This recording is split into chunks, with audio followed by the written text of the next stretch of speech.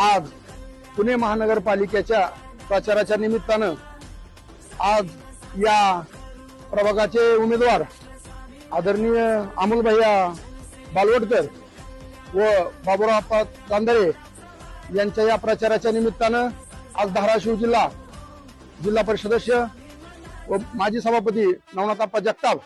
मी एक विनंती करतो की या अजितदादाचा हात बळकट करण्यासाठी अमोल भैया बालवडकर व